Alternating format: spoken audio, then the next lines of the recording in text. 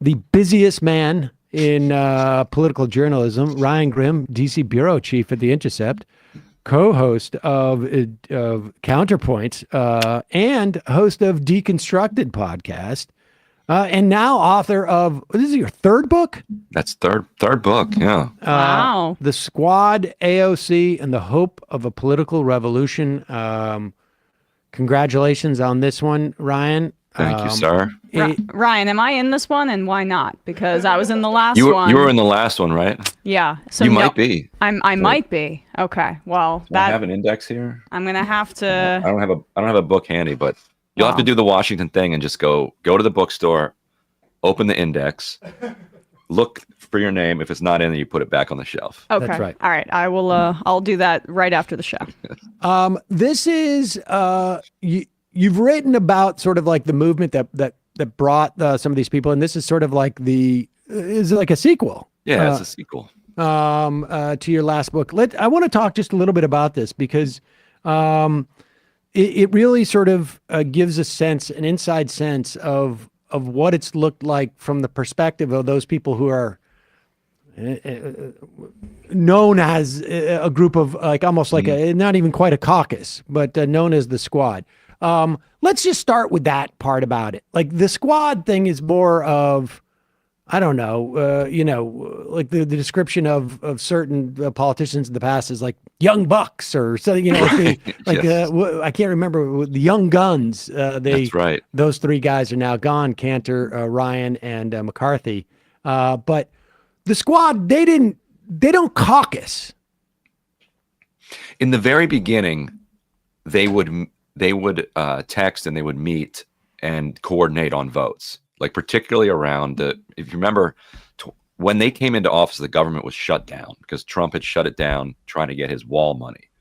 And so in order to open up the government, you had to then fund DHS, which meant funding ICE, which none of them wanted to do. So they would coordinate on, okay, how are we going to handle, voting to fund DHS, because there were a bunch of DHS spending bills. And we mean there was 5 of them, right, at that time? Well, at that time, 4. Yeah, basically the 4 of them, okay. Rashida Tlaib, Ilhan Omar, Ayanna Pressley, and AOC. And sometimes they would say, okay, we're all going to vote together on this one, and we'll be the only 4. But at least there was this strength in being not just one. But you're right. The name The Squad just came from an Instagram post where AOC posted a picture of the 4 of them and wrote Squad underneath it. And it just kind of took off from there. They are all endorsed, and most of them recruited, or some of them recruited by Justice Democrats. But Rashida Tlaib and Ilhan Omar had both served in their state legislatures.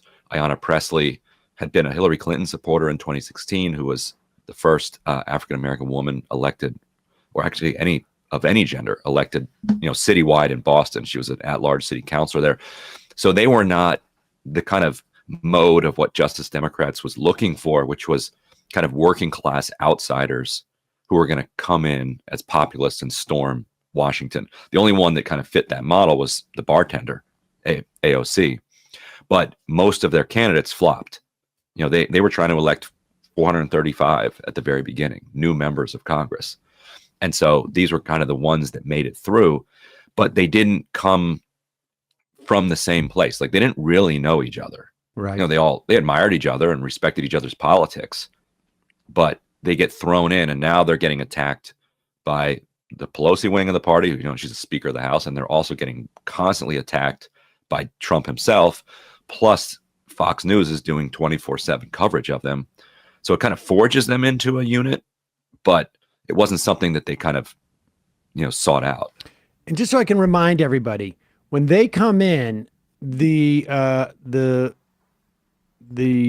Democrats had just retaken the House. Yeah. In that wave. And like the first thing that happens that I remember is like the Democrats were talking about like, we're going to roll out at least legislatively. I mean, I guess maybe the occupation of Pelosi's office happens maybe, I think, chronologically before then. But they're going to roll out this big legislation, House resolution or House, legislation 1, which was their big democracy bill, et cetera, et cetera. And they step all over it by essentially saying that Omar, the Ilhan Omar had said that AIPAC has, outsized money influence in Congress, which is now almost like a laughable premise, right? Like the idea that the entire Democratic caucus would have stepped on their premier piece of legislation, which they later complained, no one seems to know that we passed this. It's because they spent the whole time trying to bash Ilhan Omar for something that Thomas Friedman had been saying. Yeah. I mean, it was amazing. Right. And it wasn't just like a 1 or 2 day cycle, like going back and re-reporting this. It was shocking how much time they spent on this. So much time. They're sworn in January. They're immediately that this starts to happen. And then Josh Gottheimer, your buddy from Northern Jersey, he gets involved, and he wants Omar censured. He's writing letters. He's going on CNN. And so then everybody is getting asked, every time they go on CNN, is Ilhan Omar, deserving of being censured by the Democrats? So that becomes a story. And then it continues through February. She says something else at an event at Bus Boys and Poets in Washington, where she's like, I don't understand why, you can say that the NRA has outsized influence in Washington, but you can't say that this foreign country has outside influence. Like, why can't you say that? And boom, then it erupts again. And it was January through the end of March or into early April that entire stretch when they're supposed to be saving democracy, it's just dominated by this question of whether or not she and Rashida Tlaib need to be censured by their colleagues. Well, good thing we've evolved from that point. We moved on from that. People in Congress who speak up for Palestinian rights and are maybe of Muslim descent don't face any discrimination at all. What were the factors behind that besides the obvious, this is a way for the Democrats to sort of seem like we're not flaming liberals here or something. I mean, obviously, and Gottstein's got his own sort of agenda in this respect. But you make the point about the Obama administration, which I had never really realized or contemplated, that during the Obama administration, when it won in 2008, where, the Democrats took both the House and the Senate, and, it took them about 6-7 months until they got the supermajority. And they had that for really only about 6 or 7 months, because then Kennedy dies and Scott Brown comes in. But you made the point that because Rahm Emanuel went out, ran the DCCC, recruited all of these sort of Republican lights to run as candidates, that Obama was the first Democratic president in ages to actually have a Congress controlled by Democrats that was to the right of him. Right. Yeah. As opposed to Bill Clinton, who, was to the right of where the Democrats were in Congress at that time. Jimmy Carter to the right of Congress. Yeah. I mean, where does how does that play in with the Democrats retaking Congress with Pelosi, in that era? Because I'm curious as to there's a dynamic that's shifting and happening through these 2 decades. Because, Rahm Emanuel powered his comeback on the back of a lot of corporate money and recruiting, as like you said, if he could find people who used to be Republicans or were when he was recruiting them, but they would switch, those were his ideal candidates. But because in 2018 it was really powered by a much more organic grassroots revulsion on the part of everyday Democrats at Donald Trump, that you got a much more progressive majority when they came in 2019. You had 62 Democrats, come in that class, and even the ones who are classified as, who register as New Democrats, which is, this the kind of the pro-business faction. They're the ones that push the child tax credit and other social spending and climate spending the hardest. These were folks who were saying, if we don't pass a robust agenda, we're not going to win re-election in 2022. It was the complete opposite. In the 2009-2010 cycle, everybody who in a swing district voted for Obamacare or voted for the climate change bill that year, they thought they were walking the plank. They were doing something that was going to hurt them politically, but was, good for the planet or good for people's healthcare, so they were going to do it anyway. Most of them voted against it. This time, they were telling Biden, get this stuff across the finish line. Like, we need something to run on. And so there was, the energy was moving in a different direction. The other interesting parallel is, do you remember what Bibi Netanyahu did right after Obama was elected? Yep.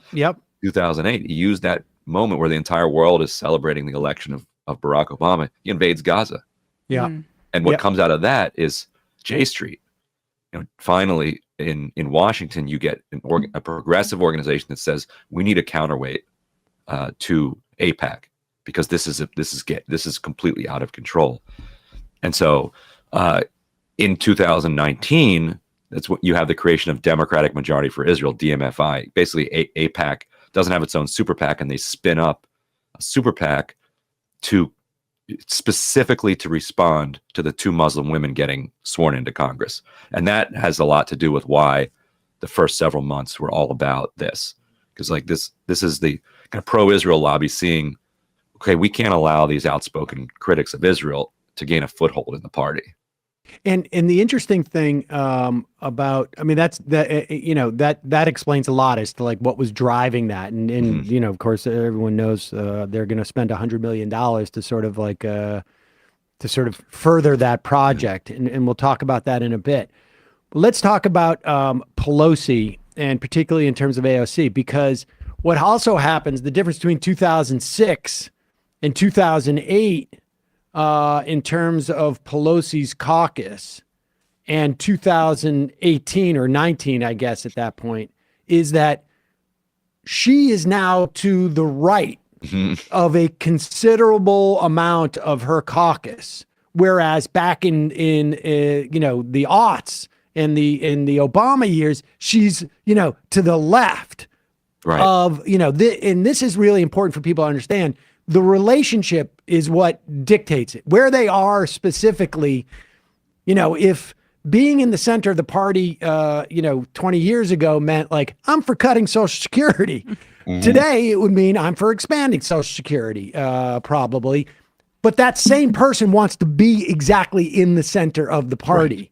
And so talk about that dynamic. And because I think you have a quote where AOC says something to the effect of like, my life is much better now as a lawmaker with Pelosi gone. Right. Yeah. So I think the placement on the political spectrum is key. And also there had never really been, when AOC and the rest of the squad came in, it was extraordinarily unusual for a freshman to kind of come out of nowhere and be getting more attention than almost any other member of Congress, even Fox aside, but Fox in particular, just constant coverage of AOC, but also Omar. She had higher name recognition amongst Republicans for the first year than she did amongst Democrats. And the undertone of it too, I think, is just like something that we should reinforce, which was this very like sexualized and also angry kind of super creepy undertones that maybe someone like the leader of the party should have protected her from, but putting that aside for a second. Right, but and particularly also because Pelosi's from San Francisco, she was used to being the kind of liberal in the party the entire time. When she came up, it's like it was a big win for the liberal wing of the party, and now all of a sudden she's getting questioned about her liberal credentials. And another thing that Ocasio-Cortez talks about is, she's like, I'm so tired of her using that line. What does she say? The signs. I've got protest signs in my basement that are older than you. Yeah. And AOC is like, well, yeah, but mine aren't gathering dust, right. which really makes the point, because like she's saying there, like, but I'm the one that's doing it now. Like, it's our generation that is actually out in the streets. That's great that you have the signs in the basement, but they don't really belong there.